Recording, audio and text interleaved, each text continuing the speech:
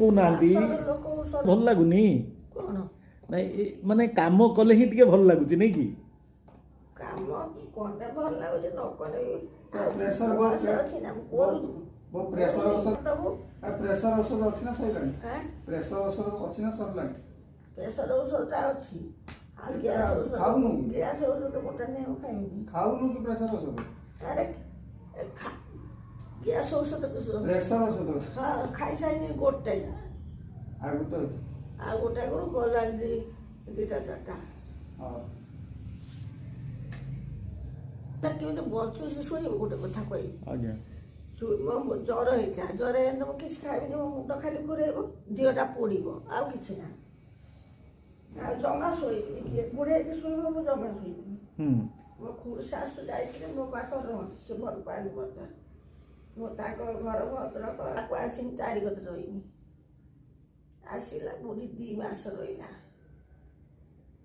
ମାସେ 2 ମାସ ରହିଲା ମୁଁ କରିକି ଦିଏ ଖାଆନ୍ତି ମୋତେ ଜ୍ୱର ହେଇଥିଲା ଢାଳି ଦେଇଛି ପାଣିଟା ଖାଲି ଅଳ୍ପ ଉଷୁମ ହେଇଛି ମାନେ ପୁରା ତାତିନି ଭାଇଆ ଝିଅ ଲୋ ରୁଟି କରିସାରିନି ଉଠୁଲୁ ଖାଇବୁ ଲୋ ଉଠୁଲୋ ଖଣ୍ଡେ ଖାଇବୁ ସମସ୍ତଙ୍କର ରାଣ ପକେଇଲେ ଉଠି ଗନି ମୁଣ୍ଡ ତ ଘୁରଉଛି ସେତେବେଳେ ପ୍ରେସର ଫେସର ମୁଁ ଜାଣିନଥିଲି ବୁଲଉଛି ମୋର ଗଦି ଯାଏ ଛାତି ଉପରେ ପଡ଼ିଲି ଚୁଲି ଜଳୁଛି ହୁ ହେଇକିରି କନ୍ଧା ଝିଅ ଧାପ ସବୁ ଚାରିପିଟିକି ବାହାରି ଯାଉଛି ନା ମୋ ଲୁଗା ଲାଗିଲାନି ସେ ଭାତ ହାଣ୍ଡିଟା ଗଡ଼ି ପଡ଼ିଲା ଚେପା ହେଇଗଲା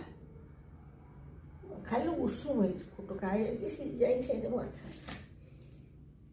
ଆଉ ତ ସେଠି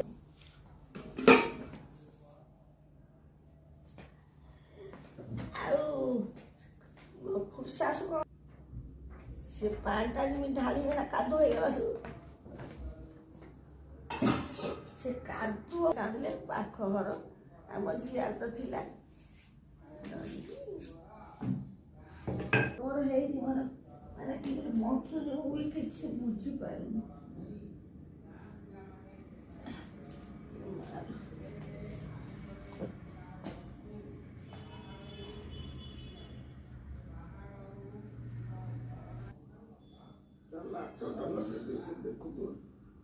ତାପରେ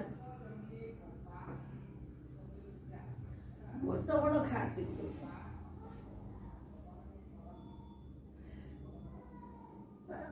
ତାପରେ ମୁଁ ପେନସନ ପାଇଁ ଯାଉଥିଲି ସେ ଭଦ୍ରକ ଆଡ଼କୁ ବସଟା ଯାଉଛି ମୋତେ ଦୂରକୁ ଦେଖା ହେଲା ସିନା ଆରଡ଼ି ଯାଉଛି